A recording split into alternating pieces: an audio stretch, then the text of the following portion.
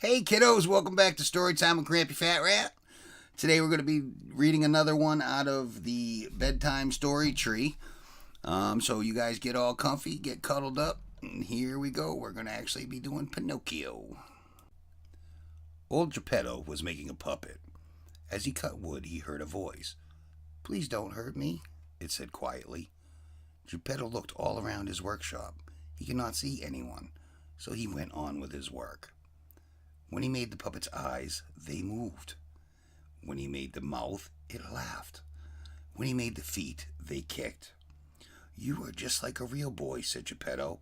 "I am going to name you Pinocchio." When the puppet was completed, Geppetto showed Pinocchio how to walk. Naughty Pinocchio had other ideas. He ran into the street and away from Geppetto. The kindly puppet maker ran after him, calling out. A policeman thought Geppetto was being unkind and took him to the police station. Instead of being sorry for the trouble he had caused, Pinocchio skipped home feeling very pleased. At home, though, awaited a surprise. "Boys who run away are sorry in the end," said the talking cricket to Pinocchio. "You may be a talking cricket," said Pinocchio, throwing a hammer at the little green insect, "but I'm not taking any notice of anything you have to say." Pinocchio went out into the rain to find some food, but nobody would give him any.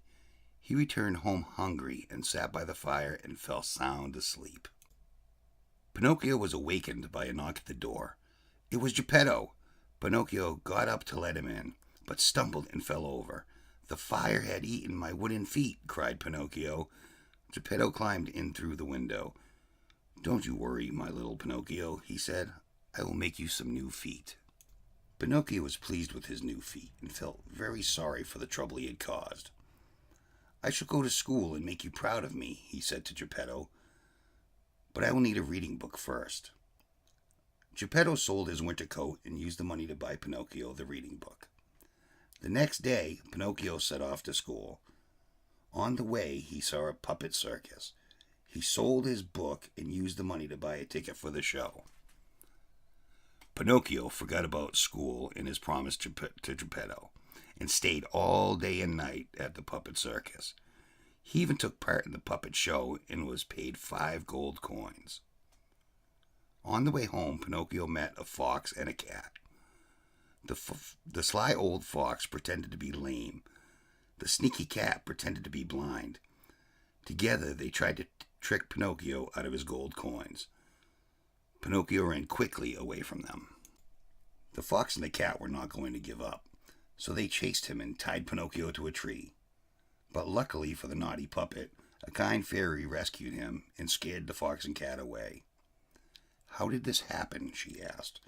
Pinocchio started to tell her the true story, but then lied and said that he had lost the gold coins.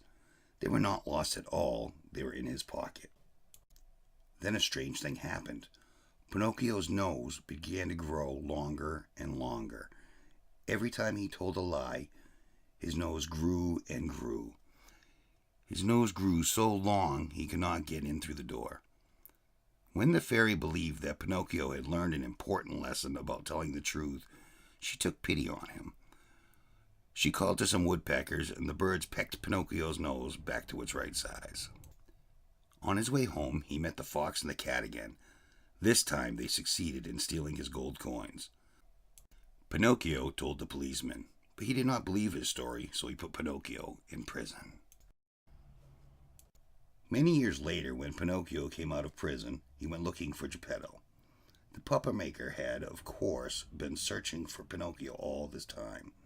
In his search, the old man went to sea in a boat.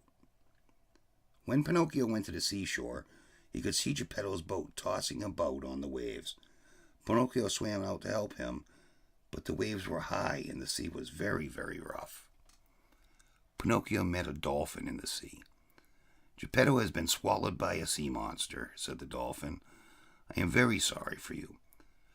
Pinocchio swam sadly on to reach an island, where he met the fairy again. "I don't want to be a puppet anymore," he said. "I want to be a real little boy." "You can be a boy if you're good and you go to school," said the fairy. Pinocchio tried to be good, but it was too hard for him. he ran away to Playland.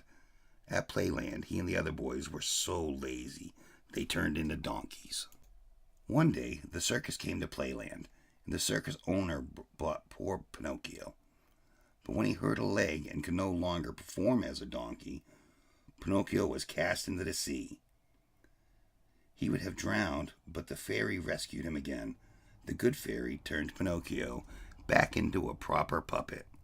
But Pinocchio's adventure was not over yet. A huge sea monster swallowed him, and there, inside the fish, he found Geppetto. Together, they planned the escape when the monster was asleep. The moment came, and they swam out of the monster's mouth. From that day on, Geppetto was looked after by Pinocchio. One night, he dreamed the kind fairy forgave him for being naughty and praised him for looking after Geppetto. When Pinocchio awoke, he had found she had granted his wish. She had made him into a real boy. The end. Well, thank you guys for joining me for another story. Make sure you keep checking back. We'll have another one coming real soon. Until then, God bless. Take it easy and love you.